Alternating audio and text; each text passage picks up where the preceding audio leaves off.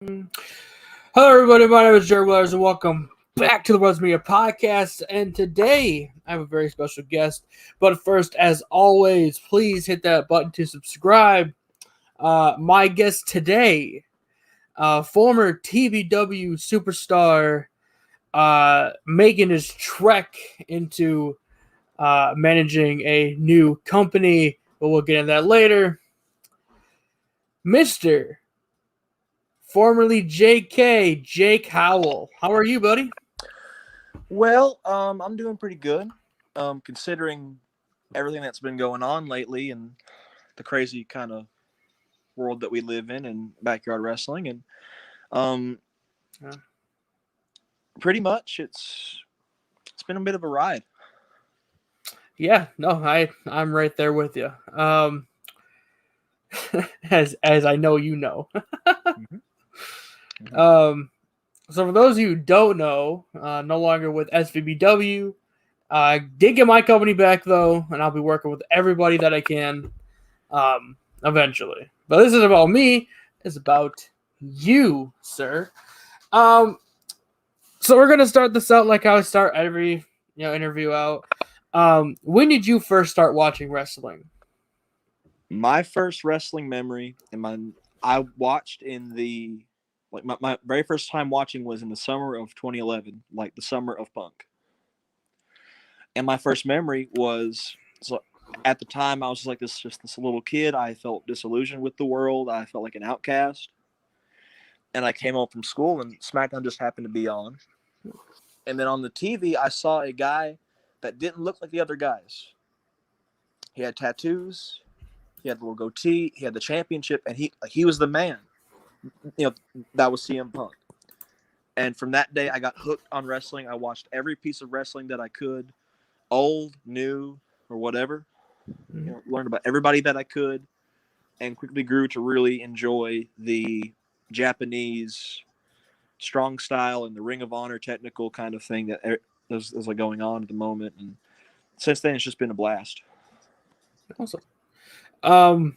So okay. So I don't know how old are you? How old are you? I'm 19. Okay. All right. 19. Nice. Um. So when did you first realize this is what I want to do? Like this is it. Wrestling, I think it was kind of around that time I started watching it. I was like, I want to try to pursue to be a wrestler. And it was like for the first, like from 2011 to I say 2014, it was pretty much just me in backyard, not in like a fed, but just in my own backyard on a mat, like with a dummy, doing moves. Oh, okay. And it was vigorous training. It was like hours upon hours of looking at this. How did he do this? And trying to match it. Okay. And then eventually I got the surprise. And the surprise was, hey, my parents had found a ring used for like nothing.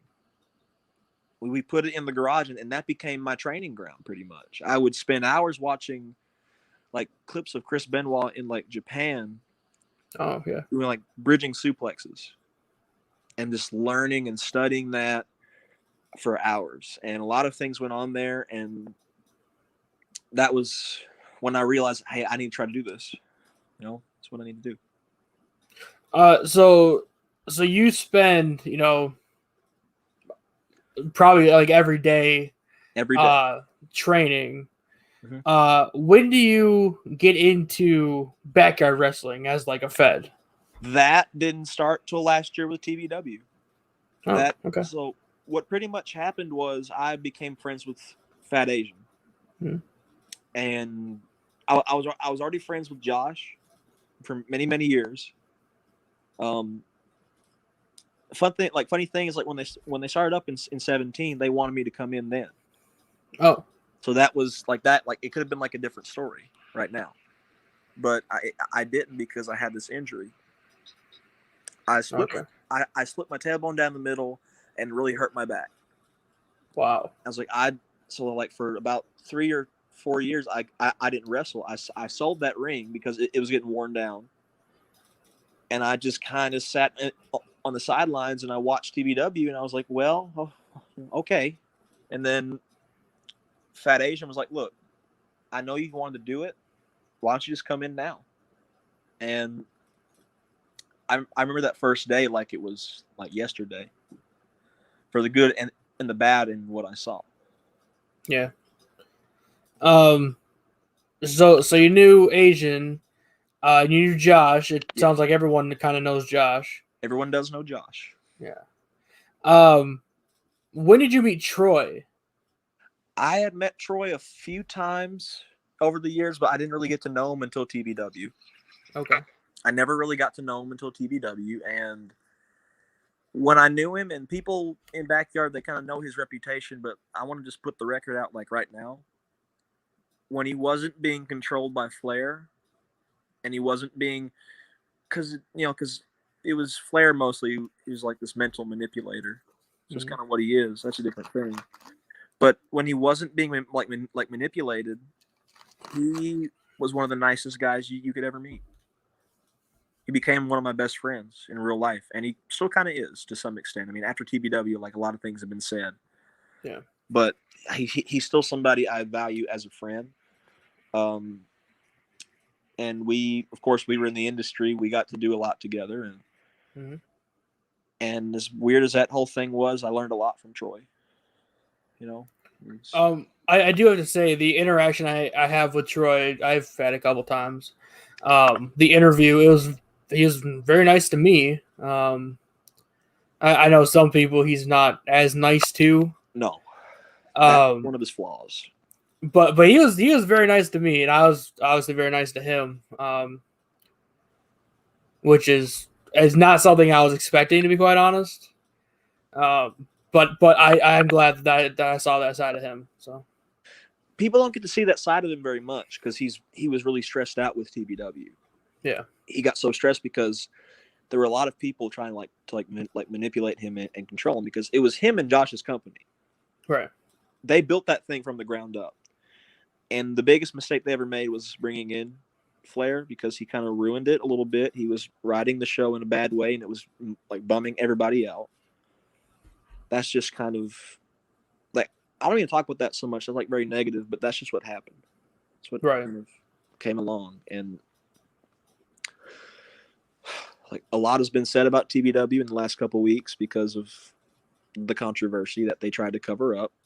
Yeah. There's no denying what happened. Right. I'm just going to say that. Well, listen. Okay, now I know.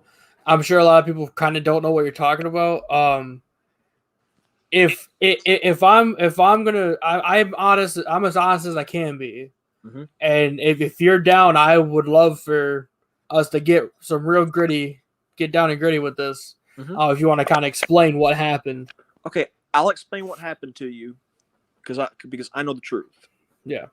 What happened was one of the wrestlers there was Sergeant Wentworth, who Flair and Ledger had found on the street in town, which I had known Sarge for a little while, like a couple of years. I was familiar with the Sarge, but the Sarge had an accident many years ago, and it kind of it didn't mess him up, but it just kind of changed him a little bit. Mm-hmm. And all the time, it would be they would always laugh at him. Mm. And this all kind of came to a head when one of their former wrestlers came back, and they foolishly listened to Sarge when he was like, "Hit me hard." Like, you shouldn't listen to him when he says that, But this guy beat the piss out of the Sarge. And you can find it now. Any of y'all can go there and find it. But it's just watching that thing, it makes me just feel so disgusted. Yeah. And I'd already quit TBW in January. I was already done with them. I did not want to be a part of that thing anymore because of the writing. And eventually, when I saw that, I was like, oh my God. Yeah. Terrible. And since then, a lot of things have happened. Yeah. Do you have any regrets with TBW? My biggest regret would probably be the industry. Really? Because as like I think I should have always been a single. Mm-hmm. I don't think we should have done it. It was a good idea on paper to have, but it just didn't work out. They never let it really develop. We never even got to use our real theme song. It was just coming out to Troy's theme song. Oh yeah. Like our theme song was so cool, but nobody ever got to hear it. Right. And more things, just like not enough people on the roster to fight. Yeah. Like in a team. So, and they hated tag team wrestling. Really? Like, see, all of us, we look okay. When I'm speaking about Mm-hmm. pretty much, it was what they called the committee. And who the committee was kind of comprised of was Gage Flair, Ledger, Troy, and Josh. But Troy and Josh never really had any say. Oh. It was those two booking the show. And they didn't like tag team wrestling. To be honest with you, anything that they didn't like, they would never let fly, even though it was Josh and Troy's company. Mm-hmm. It's just a big kind of a big mess, But it's that's like my biggest regret is the industry, probably. Okay. No, I mentioned it. I don't know if you want to talk about it or not. I'm very excited for this new chapter in your life. I really am. There's a lot gonna happen, and some things I can say here, some things I really can't, because so some things are kind of budding. I mean, some things I don't want to talk about yet because it's going to be a surprise. Right. And I hope, I think now, the free agent thing is like a legit thing. I want to find people to work with outside of Tennessee, and I've been talking to people, and anybody who's going to watch this, if you have a Fed, then if you want me to wrestle for you, you hit me up at the right places and we'll talk. And I want to be a free agent. I want to do like the whole territorial thing and do that. And there's a lot that I'm planning with me and some of the folks that left TBW in the wake of it that I don't want to say anything about yet, because it's going to be a big thing when it happens. Yeah. But what I will say is that it is an exciting chapter. It's been a stressful chapter. It's not been the smoothest of rides, but it's Well, hey, I told you this in group chats and private messages. You're always welcome in Michigan. Do you know what's funny? What? Is I have family in Michigan. Like Michigan is pretty much like my second home. Really? So I love Michigan. Like you wouldn't expect it. I love the Sparties. Love the Spartans, and I love. It's a big divisive line, but I was raised in the Sparties house, and that's just kind of what. But I do love Michigan. I've always loved Michigan. It's my second home, and I would love to go there again. Yeah, and completely. That's with everybody, really. So I have to know now where in Michigan do you have family? Well, I have Michigan in the Lansing and Saginaw area. Okay. So mid Michigan. So about right here. About right there, yeah. Yeah. I would say so. But I love when I get to visit there. It's not been often since COVID. Yeah. But when I get to visit there, it's And I live here. Oh, okay. Oh, yeah. Yeah. It's kind of. I do love seriously. I can't explain enough. Just I love it, and a lot of people back here, they're like, "Really, Michigan? You like it there?" I'm like, "Yeah." They're like, "Why?" I'm like, "Because, well, folks are friendly, and there's it's a lot like the South because there's some farmland. A lot of dairy farmers in Michigan. I do know that. Oh yeah. A lot of just more open cultural diversity. People can be whatever they want and not be judged for it as much as down here in the South. It's one of our biggest flaws. But truly, I love Michigan. Yeah, no, I agree. I've been to the South a few times. People are nice. I feel like I feel like I was judged more just for how I dressed and the way I walked. Well, that's see, like even in our area here, Mm, that's a common thing, and it's a really sad thing because like folks are friendly, but they're also very stiff in their beliefs, mm, which is so wrong to me. And that's also one of the reasons why I didn't like being in TBW because they were really some of them could be really, you know, I'm not going to say anything like they weren't as open open, right? to new things as everybody else was. I'm just going to say that. But I wasn't raised in a kind of like a closed-minded household. I was Mm, raised in the thing of love everybody no matter what they are, be it race, be it religion, be it gender, be it sexuality, be it, whatever. Like love everybody for what they are. same, yeah, And like that's what I truly believe. And life is too short for bullshit, so just sure, live it like you love it. sure. Um, yeah. I was gonna say something. I don't know. I hate making this stuff about me. So oh god, I had a question and now I can't remember what it is. Hmm. Well, Uh, I mean, hmm. uh, uh I'm not really sure. I mean, um, you can ask about most anything. Like most yeah, anything, I'm cool with. And besides the like the plans, that's the yeah, only thing I ask is don't. But just go ahead with whatever you like. Wrestling, well, like whatever question you have about like the character, or like whatever. That's all I can. I'd love to answer those questions. I do have to. Has anyone hit you up outside of TBW to kind of come in? Yes, Yeah, can there you? has there has been.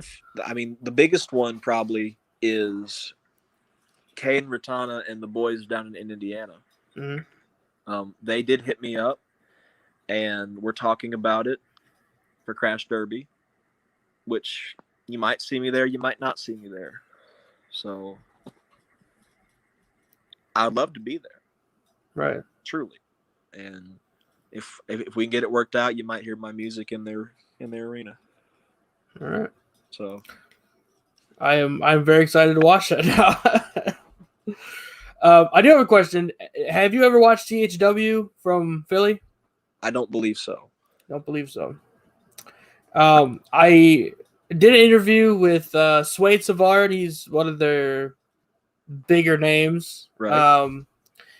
He was talking about maybe them doing some more stuff, probably after COVID. Um, I will see if there's a chance to get more of new faces in there. Um, but honestly, you should look them up. They have a new channel where it's all the highlights from like the 6 years or whatever they did. Like I mean, I'm gonna be like 100%. Like Yeah, like when I get into something, I usually stick in the bubble of where that I'm at, and yeah, that's like a flaw with me when it comes to wrestling because I have been trying to catch up with like the history of backyard and like all the feds now because I don't want to just be that guy who's left in the dark. But like between like my life and my job and a lot of personal things, it's like I really do try, yeah, but it's just hard to keep up with it. And I have a lot of respect for everybody yeah. because like there's nobody. Well, like there are a few, of course, who I don't really respect anymore. You're right. That's just I'm not going to sugarcoat that, and it's like besides that, I mean, I still love Josh. I still love Troy. Besides that one hiccup in November where everybody was so immature, I love the SVBW guys. I love the guys from Indiana. Mhm. I have so much respect for Jack Delta and his boys. They are fantastic. Yeah, I love everything that I see. mostly. So like what I have seen, I do like. Yeah, really. that's You know? good. It's good. And Yeah. All right, man. Hey, listen. So last question, and I'll open up to comments or anything. right. Where do you see yourself in the next few years? Do you see yourself maybe going pro here? Well, my thing with going pro is Yeah. I've been told I could do it. Hmm. I got told by one of the former TBW guys that, look, the way that you work in the TBW ring, you move like somebody who's had training. And that was because I did train myself for so long. Right. And would it be nice to go pro? Yes, but I have other aspirations. Hmm. And that's been one of my dreams, but I'm kind of living that dream now. I'm Right. living the dream of being a wrestler, and people don't give backyard like enough credit, but like that's where like everybody starts, whether they want to admit it or not. That they start in backyard, and I think the world that we've cultivated, like the culture and the community, I think it's kind of where independent wrestling once was, because now the independents are like the next big thing. You know, they are the second level when it comes to like the other ones. Now we're the third level. Right. And I like it in the backyard community because people are honest and they're open and they can be who they want to be, besides the ones who can be cancerous. And Yeah. I'm like, that's just I mean, I like it here, and I think I have support from people. And I mean, going pro will be fun, but for now, backyard. Yeah.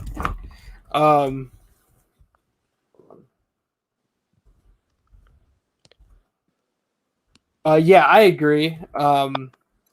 Backyard is now the indies of today because independents are more popular today than they ever have been in wrestling, which is cool. I mean, indies are like territories anymore. It's been a step up. Yes. Because like backyard, I think my first exposure to backyard wrestling, like now that I think about it, was the video game. Yeah. Like the PS2 game with like Matt Cross and Josh Prohibition. Right. That was my first exposure, and I love Matt Cross so much too. But like seeing the guys like with light tubes and barbed wire, which I like that kind of wrestling, and but like I was always curious, like, are there any guys who can like go? And I found those people. You can find them. You know? Yeah. Because I've seen guys like Jack Delta. He can go. Mm-hmm. He can go. Ledger and TBW. He can go. You know? Yeah. Yeah, he can go. He really can go, and I respect him for that.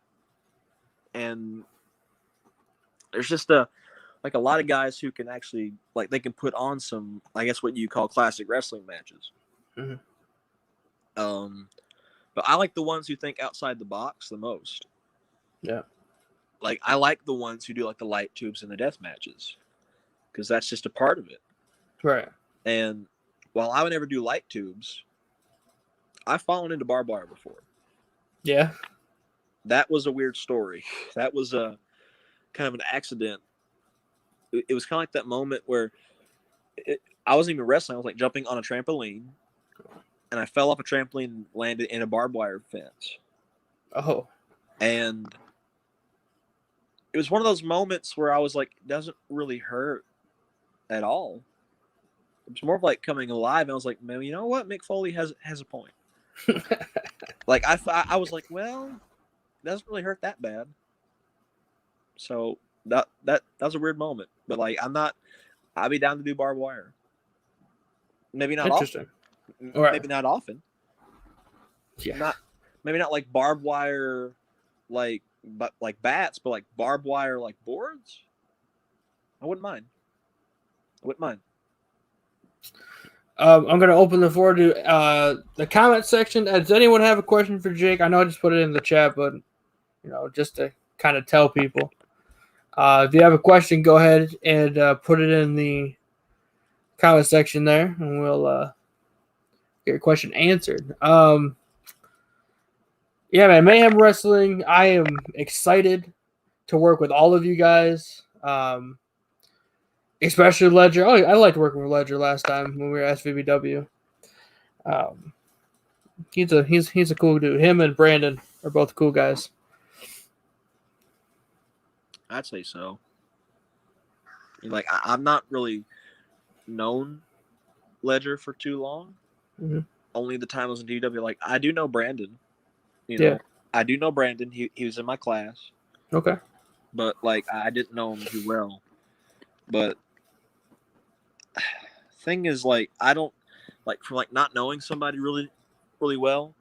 Like we never got to work together really much. We never really talked much. You know, like we were just kind of. To be honest, I feel like we're two like different people. Mm-hmm. Me and Ledger are two very different people. We live very different lives. We have very different kind of ways of thinking, and that's not like that is no disrespect to him. He's a smart guy. Like we're just different. Yeah, I can admit when we're both different. We had different visions then. We have different visions now. Yeah, there's no doubt. You know? But yeah, I agree.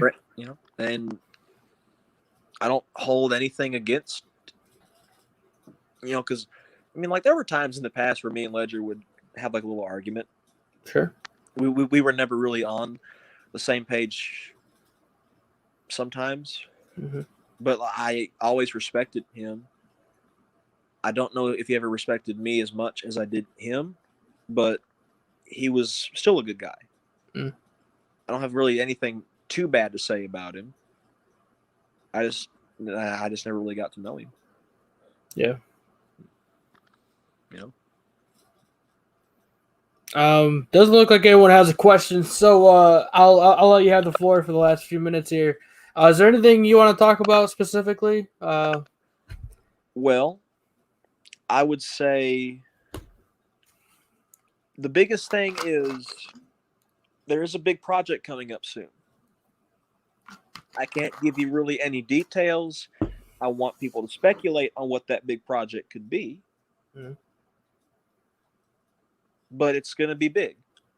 It's going to be something you've never seen before. It's going to be pretty much a brand new way of looking at things. Interesting. Won't be the typical thing. I don't do things typical. Never once been typical in my life. And this project will be no different. And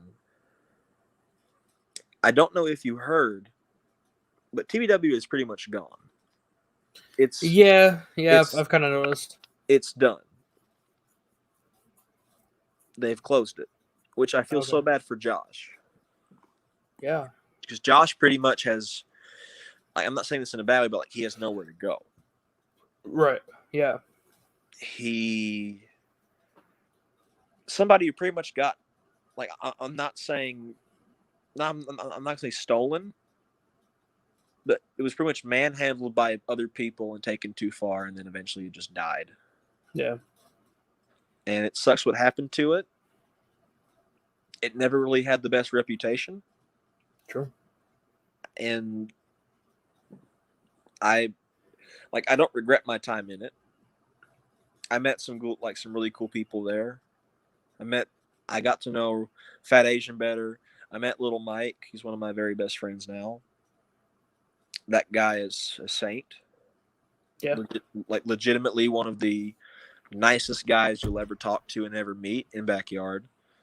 I got to better know Josh, which we were two kind of similar souls, two similar creatures. We would sit for hours at nights and talk about like old wrestling. Oh, really? Like we would kind of like it would be because like I grew up on that stuff too. Like me and him are very similar. We both love old school wrestling. And it'd be things like he'd be like, brother, you hear about this and this? Like, yeah, I did hear about it. It was like hours and hours of talking about like the fucking Von Erichs in Texas, or talking about like the old NWA. Oh, speaking of, I always keep my motivation here beside me. This I love this thing. I get to look at it when I wake up. You know, it's just I love this. Yeah. That's my motivation. Is the NWA belt, but like me and Josh love talking about the NWA history and the hell, even like the AWA and the world class and everything like that. For like everything in between, we would talk about that for hours and hours. Mm-hmm. And I feel bad for what has happened, and I want to work with Josh again one day. I do, because he's somebody I really value as a friend and value as a confidant, and I will never stop singing Josh's praises. Like we might have been adversaries on the screen, Mm-hmm. but there's no denying that, you know, I take a bullet for him. He's like one of my best friends. Dearly love him, love him like a brother. Right. He's just such a good guy. He is. Yeah. And when he got blamed and all that hysteria that happened, Mm-hmm. like he wasn't outside when it happened. He didn't see it. Right. And I understand why they wanted to cancel TVW. It makes sense because that was just ridiculous. Yeah. That was a blatant abuse of power. Yeah. And you can hear Flair laughing in the background while it happens. Oh, I couldn't tell who that was. That was Gage's laugh. Of course. Yeah. Makes sense. With TVW being gone, if Flair, look, I don't know where Flair is going to go, but I don't think, wherever, I just don't think he's kind of hated. Yeah. Right now, he's very hated. Yeah. And I don't see him ever recovering from that. No, I can see him maybe going around to all these different promotions, kind of like you want to do, and be the traveling heel. But would they book him? That's the thing. Is would they? They've kind of heard all the stuff about him, which I want to say now that some of it is really true. Yeah, he wasn't the most favorable person to be around because he was always kind of I don't want to bury him because enough has been said about him already, but he wasn't the most pleasurable person to work with. Yeah, wasn't the nicest person to work with either, and I don't think he's going to get booked. Not saying that he can't, you know. Just here's my thing, right? Yeah. If he's not involved with how he looks, with how if he counts the lights or not, is if he just goes in there and be and is him, Gage Flair. Yes, I think people would book him. But if he has to be involved in the finish and looking good, then no. That's how he operates. Then no. No one's gonna book him because no one wants him to look good. Everyone's gonna want to make him the most hated person ever. Look, the way he would. Okay, so Gage wrote TVW. Right. He wrote the show, and his writing was hit or miss. Yeah. He would write the show in one of two ways: to get one specific segment over, or to get himself over. Yeah. That's just how we do it. And if you notice, he would always try to bury Josh. He would have Josh do something stupid because, frankly, he would always I'm not going to say make fun of Josh, but he would always criticize Josh's life. Yeah. Get personal with it. So you should do this. You should do that. And I would get so mad because you don't come onto somebody's property and tell them how to live their life. True. You don't.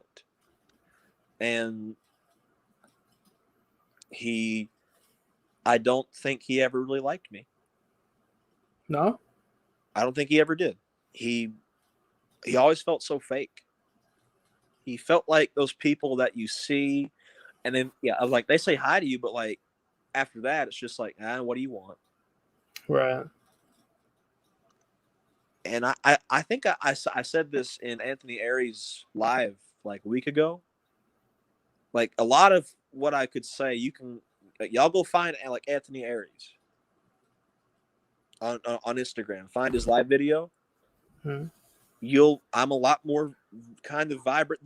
I was not holding back then because I was angry. Right. But he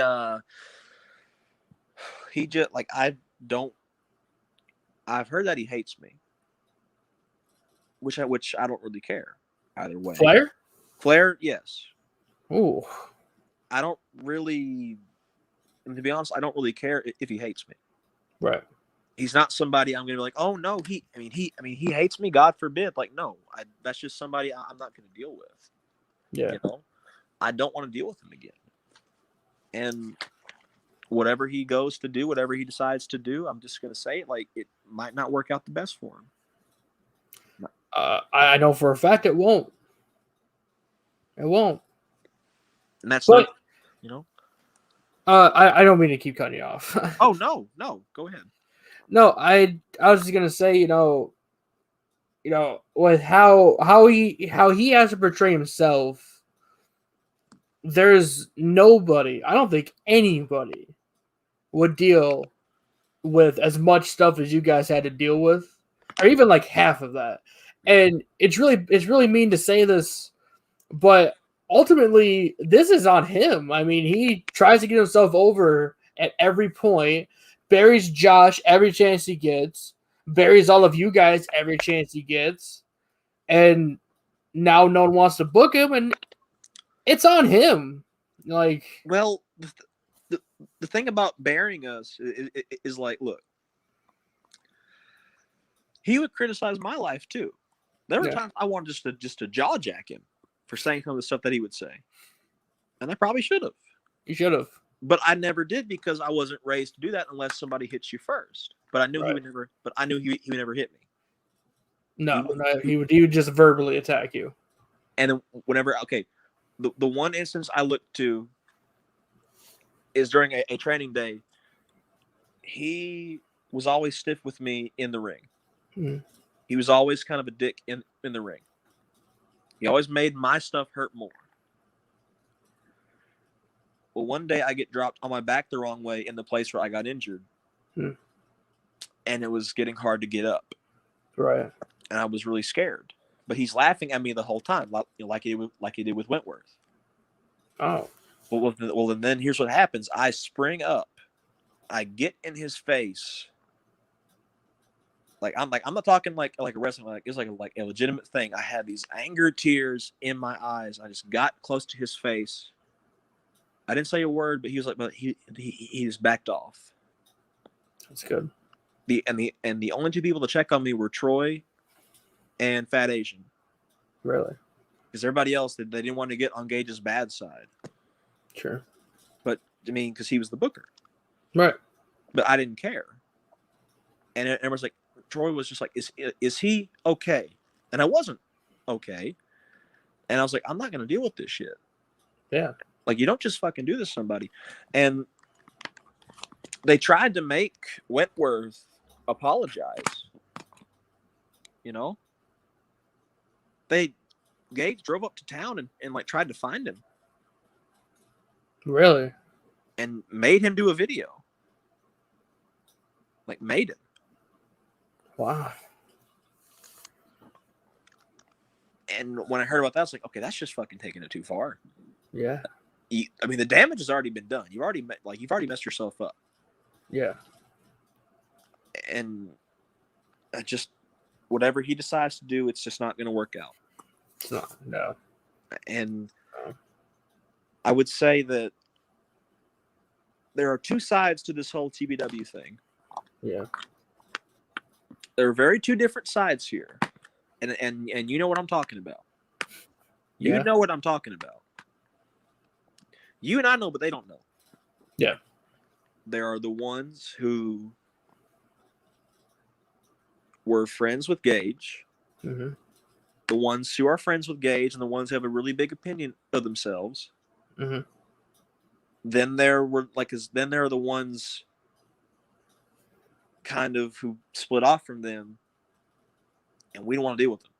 Right. We don't want to deal with them.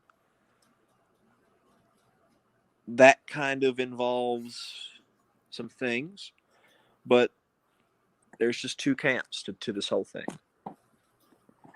Yeah.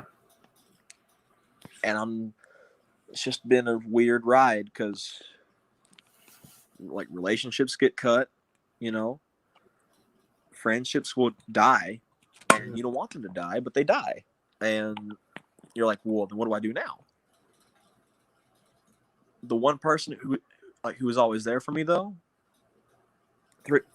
three folks, was always Josh, my friend Cody, Yeah.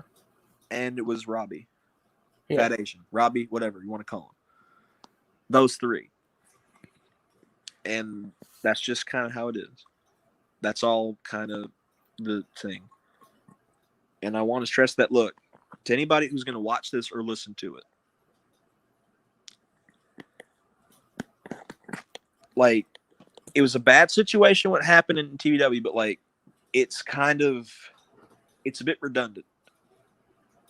Like, don't try to find Gage and harass him for it, because A, he won't listen to it.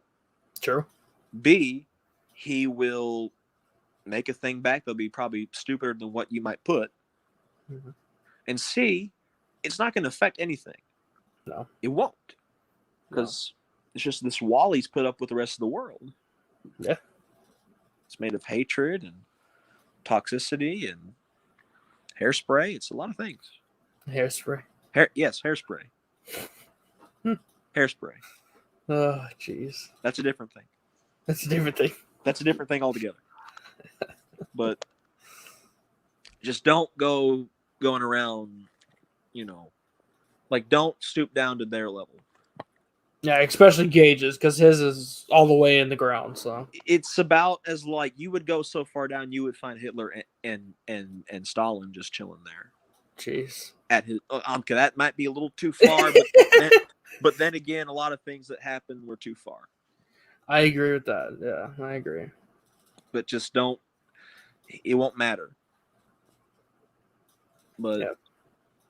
But I do like when, like, a lot of people have reached out to me since then, and I love talking to people. I don't get to show this side of me a lot. I was always the cocky heel. Mm-hmm. But I think I've been pretty nice. Yeah. People have been kind of thrown off by it. They've been so conditioned to see people live their gimmick in the worst possible way. Yeah. Actually, like, somebody was actually afraid to talk to me. I was like, why are you afraid to talk to me? It's like, because like you seemed like you were intense on TVW. Yeah. Like, well, that was me in the ring. Yeah. You can ask anybody else. I'm like a fucking teddy bear. Well, I have to be honest, because when you hit me up, I kind of felt that way too. But I am always of the opinion of giving everyone a chance, which I know a lot of people aren't, and that sucks. But I always give everyone a chance. You know, I know you as J.K. Howell, you know, asshole on TV or whatever. Mm-hmm. And I've heard stuff, but I never actually met you until like a week or two ago. Yeah, about a week ago, I would say. Yeah, like we. Yeah. And I'm like, you know what? I don't know him. I'll give him a chance. And you've been really nice to me, and I hope I've been nice to you. I hope I haven't. Of course, look, a lot of people have been nice to me, and that just tells me two things: that I played my character well, mm-hmm. and that I want my next venture, whatever it's going to be, I want to show more of myself. That's why the JK part was taken out. You know? Yeah. Now it's just Jake. And I want to kind of be a different person. Because TVW, like, legitimately turned me into something I really hated to be. I hated, because I was playing that character so much, and I kept kayfabe, but it was turning me into something I did not want to be. I was so negative all the time. I was so angry, and I hated it. And that's where all the stuff happened, was when I started to get out of it, start being more of me. Yeah. They were like it's pretty much like a "we don't like you" thing now. A lot of really harsh things were like, somebody said like, "Hey, you're pretty much buried." I'm like, "No, I'm not. I don't think I was really buried." Did I? Because the whole thing was like the basis for that was like, "Hey, you didn't win the Continental title." Like, that wasn't what was planned. Right. Like, I'm not going to go back on my word. If he was referring to the match at Exodus with Fat Asian, it was always on the thing of, you're going to just have a good match and you're going to look strong in defeat. And that's what happened. And it's like, oh, because you didn't do this, you were buried. And I'm like, well, I don't think so. I don't.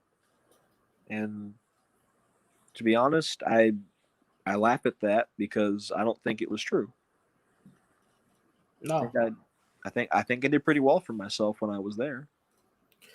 You know, I love what people's opinion is of buried if you lose a couple matches. And it's like, that's not buried. Like, come on. Now. Well, I was the heel. Yeah, exactly. Modern wrestling has put the heel on this big pedestal, but like, if we look back, and people hate to look back, but look in the 80s. Yeah. Look at the Hulk Hogan period. Yeah. There were so many guys who could have been the WWF champion. Should have been WWF champion. Should have been, right? Jake Roberts. 100%. Mr. Perfect should have definitely been. $1 Million Man, Ted DiBiase. Ted DiBiase should have been that one too, but they didn't. No. And people thought they were buried. They weren't. Some people, like, for them, they didn't need that belt. For me, it wasn't in the plan. Right. But hell, look at like King Kong Bundy and like Hogan. Look at Andre and Hogan. Yeah. Andre, I mean, he won it once technically, but he never needed it. No. Some guys. The reason why he won it was to get Hogan over. Exactly. That's the point. Because what I was told was that Asian needs to look strong. Mm-hmm. Make him look strong. And I think in our last man standing match, I think I did that. Putting him through hell. And he's a fighting champion. And of course, they fucked that run up. Of course. They did. Because they had him lose too much. Yeah, that's not good for champions. Well, no. Especially something like the Continental belt. Right. And then those who wanted me to win it, they're like, man, you wasted this opportunity, didn't you? Like, no. If I'm not going to shoot on somebody, that's off the cards. Like, right. unless you come at me, I'm not going to shoot at you. I wasn't going to take it. You know? Like, the conception of buried in wrestling is it's become almost like a buzzword. Yeah. Like, if somebody like Matt Riddle loses on Raw one week, oh, he's buried. If Keith Lee loses on Raw one week, oh, he's buried. Yeah. They aren't. No. Wrestling is like a mountain range. It's ups and downs. Mm-hmm. Ups and downs. Not everybody can be the world champion. True. Could some? Yes. Should some? Probably. Should some? Probably, yes. But not all of them can be. No. The one thing is, this is probably a consensus, Little Mike should have been the champion for longer. Yeah. He didn't have a good shake with it. And I wasn't aware. It was like there were a lot of politics behind that. Yeah. I wasn't aware at the time. saying it back now, I was like, oh my God. And I later apologized. I know it wasn't kayfabe, but like I apologized to Mike about it, right? Right.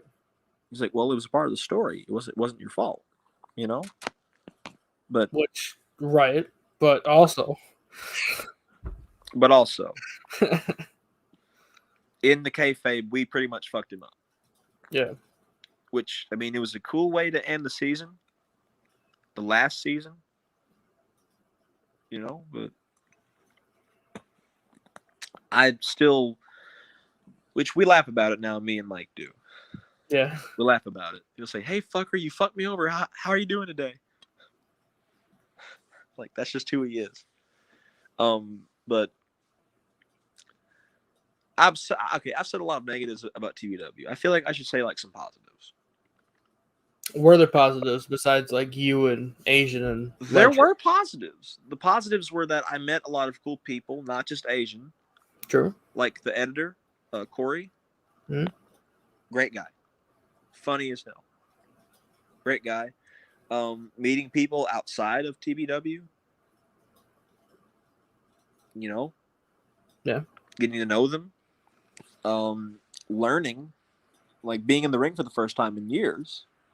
And I think doing a damn good job of it too. I agree. I think that's where like all that training kind of paid off. Yeah. Kind of knowing where to put your thing. I think the selling part was pretty good. Big positive. I learned how to really sell. Mm-hmm. And I would always try to sell the moves, whether I was taking them or doing them. The facial expression was what I was worried about the most. It's a lost art. Hmm. But if you look at somebody like Brett putting the sharpshooter on Mr. Perfect. Mr. Perfect looked in agony, and so did Brett, because Brett had wrestled this long match and he was giving it all that he had. Right. It's psychology. I try to put psychology in my matches, right? Yeah. That's what I really tried to do, and I think I learned a lot from them. I mean, besides the mean people that were there, like the no good kind of non-positive people who just wanted to kind of get themselves over and like were too big for their own head. Besides that, it was a cool time. Really, it was a great time. I don't look back on it with any doubts. I mean, the only thing I wish is that there was one guy who I always thought they should give him more attention. It's like more like two people, right? Mm-hmm. It was Max Chaos. Mm-hmm. It was the Beast. I agree with Max Chaos. That guy it's really hard to explain. He's a really good worker. He is. There's no denying that he's a good worker. He's great. Yeah. In the matches I've had with him, I've always loved working with him. You know, and he should have been positioned as the future, but he wasn't.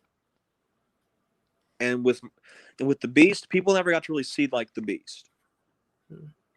But when he would get out of his zone, when he would just kind of wrestle in training, he was great.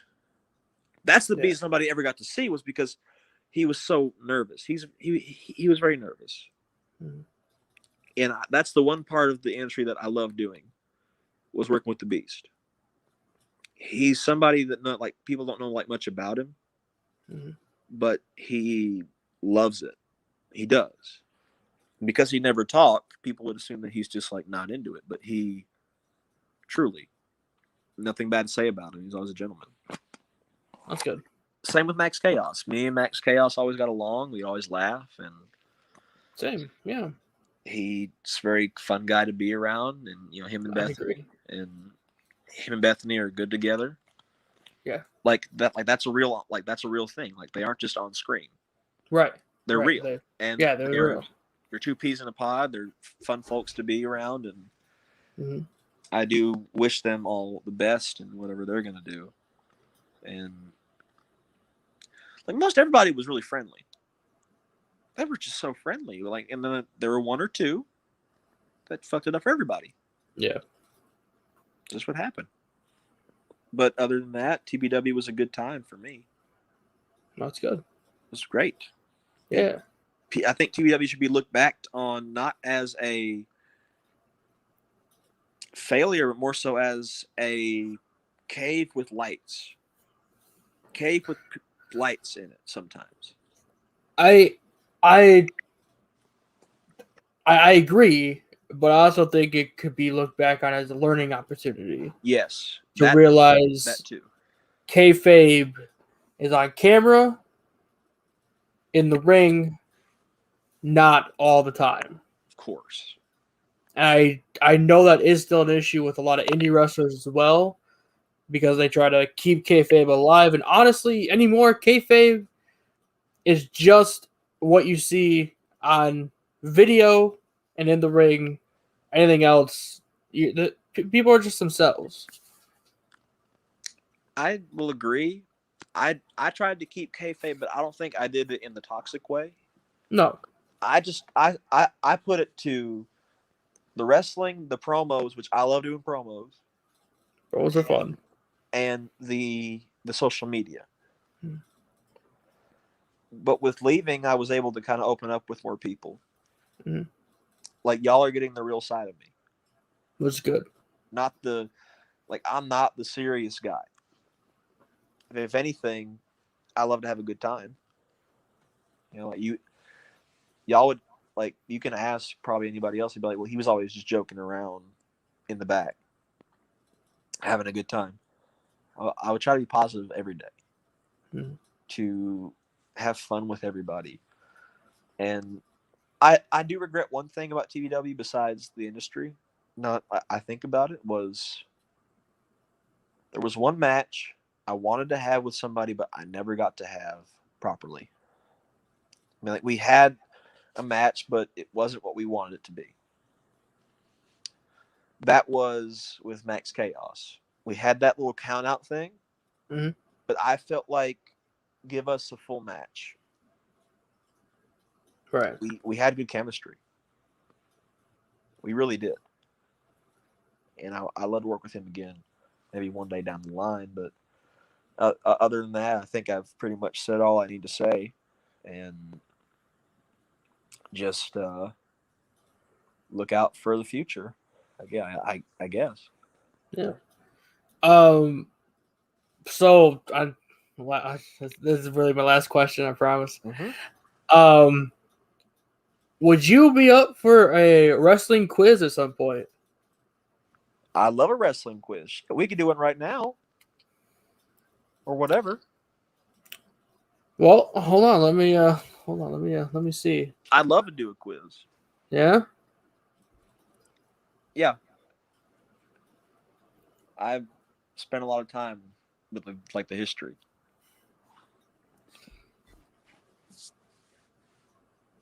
You know, Yeah. I love quizzes, just especially wrestling quizzes. Those are the best kind of quizzes. Yeah. They really are. I'll tell you what. Let's see here. Where's my stuff? Where's my stuff? You know. One thing I'm not good at is like the territories, Yeah. because like those they were regional, and there's not like a lot of heavy information about every single thing. Right. Yeah. I couldn't tell you who Ric Flair beat this day, this week in 70 something. Right. But, you know, when it comes to like the big three back in the 90s and Ring of Honor and New Japan, I studied that shit extensively, so I know, you know. That's good. Yeah. Hmm. I mean, there's a lot out there now. There's so much, Yeah. which I think we're blessed to have it. Mm-hmm. We have AEW, we have MLW, we have AAA, CMLL. Mm-hmm. We have people hate on this one, but I like it. Josh Barnett's Bloodsport. I have never seen it, to be quite honest with you. People think like it's not wrestling. I'm like, it's a different kind of wrestling. It's what wrestling was like in like the 20s and the 30s. Hmm. It's like not like the look, Right. but in the sense that it's just more hard hitting and kind of basic, but very hard hitting. Hmm. I mean, Moxley was a part of it Hmm. recently with British Bulldog, Junior, which I saw. I saw a clip from that, and it looked rough. Yeah. Because like when you get in there with Mox, who's like he doesn't give a shit, Right. and Bulldog's son, who also does not give a shit, Oh. those two went at each other. Then again, Bulldog didn't give a shit either. So Bulldog in general never like Bulldog. You know what? He's somebody who also should have been like WWF champion. Yeah. Yeah, there's like a list of guys from that time, like I'd say Bulldog, Jake the Snake, Mr. Mm-hmm. Perfect, Rick Rude. Rick Rude, yeah. Maybe even Dusty. Maybe Dusty. But I don't think Dusty needed it. I don't think he did. I think the biggest one is probably Piper. Yeah. Piper, he could have been that heel champion that you all came to see to get beat. Yeah. And it would have made, like, imagine if instead of Bundy at Mania 2, it was Piper and Hogan at 2 for the title. Now, that would have been a lot better. That would have been so much better than Bundy and Hogan in a cage. Yeah. That would have been, because, like, Piper would have, walked in with the belt. Hogan beats him. It's a big moment. The story gets wrapped up because it never really got wrapped up until WCW many, many years later, that wasn't good. Yeah, that was not good.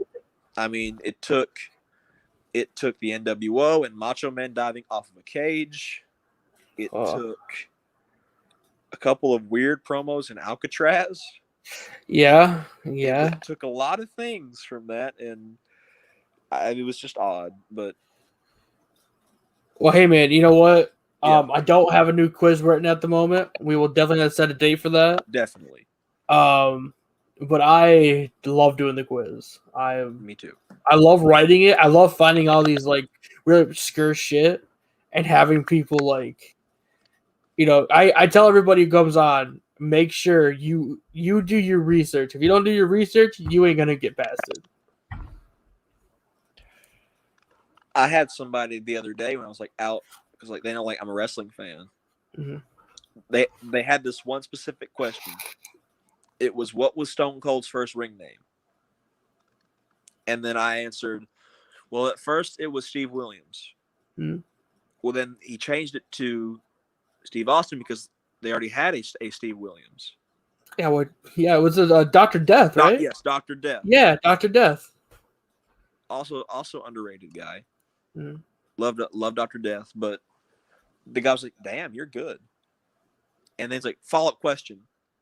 I was like, oh, God. And he was like, what was the first title that Austin ever won?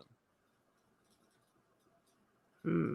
And to my knowledge, it was the WCW television title. Was it television or was it US? It was one of those. I think it was the TV title. I could have sworn it was the US. Now we definitely know that him and Pillman were the tag team champions. Oh, definitely, yeah. Because I think tag team the second title he won. Yeah. Pillman too, also somebody else. I love Pillman. I love especially like loose cannon Pillman. If I had 5 favorite wrestlers, it's probably Brody, like Bruiser Brody, and Brody Lee too, but Bruiser Brody, Cactus, Brett, Dan Severn, which is kind of random. Well, I mean, he's the most decorated wrestler of all time. And Pillman. But yet Severn, Yeah. Severn never gets the credit. No, which is really sad because he was on WWF TV a lot. He was pretty much the first Brock Lesnar. He was, yeah. And then people, look, no one ever talks about Dan Severn. No. But I think that he's somebody who needs to be looked at more. Yeah. Well, if anybody who watches this has never heard of Dan Severn, go back and watch Dan Severn in like 98 and 99 and watch his UFC stuff too, and like watch him as the NWA champion. Yeah. Oh, also, that's also like to me, this like the belt I'm looking at right now is like Christian Cage's belt and Dan Severn's belt. Yeah. But anyway, like Dan Severn, go look him up. Dan Severn. He came out on Raw. I don't know if he did every time, but I remember one time he came out. I think he had the NWA belt, tag belts, MMA champion or the UFC championship. I know he had like the UFC like super fight belt. Yeah, is that one? He's just dripping in gold. I'm like, God, that dude. He had the super fight belt, the NWA belt. Mm-hmm. I think he had like somebody else. I mean, he had Cornette with him. Yeah. Which that like they should have kept that one going. Yeah. Cornette also, like, people look down on Cornette. I understand why. He's not with the times. Right now, I don't like Cornette because of his very out-of-date views. Yes. He always been against the sentence within the 70s. And, like, as much, like, Cornette as a manager was great. Yeah, I agree. He was the best. I'd say he's below Heyman. Well, like, I think it goes, like it's like this is in no order, but, like, it would go, like, Heenan, Heyman, Cornette, Grand Wizard. Isn't there somewhere too? I think probably J.J. Dillon is in there somewhere too. Paul Bearer has to be somewhere in there my God, too. Paul Bearer. Yes. He definitely has to be in there. Because Paul Bearer was great. Paul Bearer was a fantastic manager. Brother Love has to be in there. Yeah. Brother Love, come on. No one talks about Brother Love. I love you. No one talks about Brother Love, but let me say this. Brother Love, when he's not backstage doing weird shit with Pat Patterson, he's a great manager. Mm-hmm. He was Taker's first manager. Yes. He debuted Survivor Series 1990. With Brother Love. Right by his side. White suit and red face. Could we put Sherry Martel in there? Like Sherry. Like Macho Man's manager? You know, like sure, like depends. If she's with Macho Man, yes. If she's with Shawn, I don't think she was a good manager for Shawn. I mean, then she was like in Harlem Heat in WCW. Oh, it's true. Yeah, she was pretty good. She was good there, but but I think with Macho, she really came out of her shell. With Macho, mm-hmm. By the way, my opinion, Macho Man the best to ever do it. And maybe not in like the wrestling aspect, but in like the icon, recognizable, the promos. He had the best promos. The first promo I ever watched from Macho Man was when he was talking to Gene, and he talks about the cream of the crop. He's just pulling out cream, and you're like, I don't know, it's just so weird. It's like, what are you doing? Mine was probably like when he was talking about Tito Santana's like, this is a cup of coffee. Cup of coffee in the big time. He's like, this is what he got. You know what's funny? My mom met the Macho Man. Really? My mom worked at Nashville Airport in the 90s. This is about 94, like when she met him. Okay. It's more like WCW Macho Man. Yeah. So she's sitting at she was like a rent-a-car person. Mm-hmm. And she hears some noise in front of her. She looks up, stomping towards her in jeans, boots, a tie-dye tank top, of course, and a bandana. There's the Macho Man. He walks up to her and he's like this. He's like, I got a card for Randy Savage. He used his kayfabe name. He used his kayfabe name. And she was like, I'm a really big fan of yours. Like, how are you doing? He's like, well, thank you very much, but I got to go. I got to get on the road. Very nice, apparently. He was very, very nice. But wow. To think about the Macho Man just striding up towards you. I could not. In the full regalia. It's just, I still think he's probably the most recognizable person. Yeah, From, like, him, Austin, and Hogan. and Cena. And Cena. Definitely Cena for this generation. Oh yeah. But Hogan, I think, was more in the 80s. It was, yeah. Macho Man is just all time. Yeah, definitely. Dude, we lost him 10 years ago, man. Which is so sad. I remember that like the day that he died. Okay. Funnily enough, I was in Michigan. Really? I believe I was in one of those, like, what do they call it? It was like something store, Michigan. Like Phyllis or something like that. But, like, on the news bulletin, right? Hmm. It says Macho Man Randy Savage dead. Oh. And my mom was like, "What?" And I'm like, at the time I was like a kid. Right. I didn't know who he was yet. Right. So I was like, "Who's that?" Then she tells me all about him, and then when we get to the place, she shows me like a clip, which was the Hogan promo that he did, like in the tie-dye tank top. Oh yeah. In the tie-dye tank top. And I was like, "Oh. Oh. That's who he is." We lost a good one. Yeah. And I think same with a lot of the wrestlers that from that generation who died. Yeah. They didn't need to go so early. No. Especially Macho. Well, it really sucks because Macho, not like everybody else. Everyone else died from, they believe, CTE and concussions and shit. Yeah. Macho just randomly had a heart attack one day, driving down the road. I mean, if anybody was going to have a heart attack, it was going to be him, because Definitely.